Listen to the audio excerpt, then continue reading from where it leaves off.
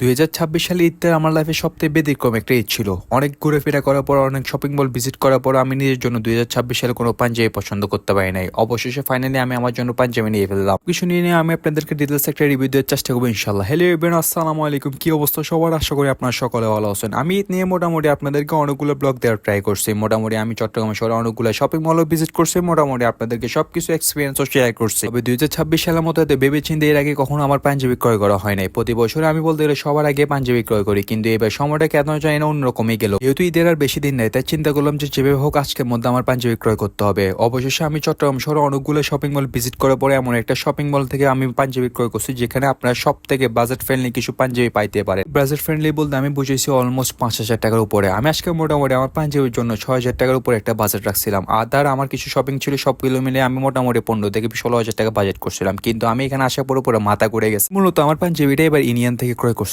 এখানে পাঞ্জাবি কালেকশন এবং তাদের কাপড়ের কোয়ালিটি দেখে টু বি অনেস্ট আমি এই পাঞ্জাবিগুলোর প্রেমে পড়ে গেছি। পাঞ্জাবিগুলো এত বেশি মানসম্মত প্রাইস অনুযায়ী আমার কাছে মনে হচ্ছিল পাঞ্জাবিগুলো অনেক বেশি রিজনেবল ছিল। যেমন ধরেন না, আমার হাতে যেসব পাঞ্জাবিগুলো দেখতেছেন এগুলোর পান কোয়ালিটি এবং কাপড় এত পরিমাণ সফট, আপনারা যদি এগুলো গায়ে পরে দেখেন তখন আপনাদের কাছে মনে হবে যে আপনারা পাঞ্জাবি পরে নাই, মনে হবে যে আপনাদের গায়ের মতো কোনো কিছু নেই, এত বেশি কমফোর্টেবল লাগবে আপনাদের কাছে। তাছাড়া আলহামদুলিল্লাহ ফর এভরিথিং, অবশেষে আমি সবকিছু ঘুরেফেরা করার পরও যে আমার নিজের জন্য একটা সুন্দর মতো চয়েস করে একটা পাঞ্জাবি ক্রয় করতে পারছে, এই জন্য উপরওয়ালার কাছে লাখ লাখ শুকরিয়া। আমি তো মনে করছিলাম এবার আমার পাঞ্জাবি ক্রয় করা হবে না। টু বি অনেস্ট, আমি পাঞ্জাবি অথবা আমার নিজের জামা কাপড় যতই বেশি পছন্দ করে নিই না কেন, কিন্তু বাসা আসার পরে যখন আম্মুকে দেখায়, আম্মু বলে যে বুড়ো মানুষের কাপড় আমি কেন নিচ্ছি, এটা কোনো কথা?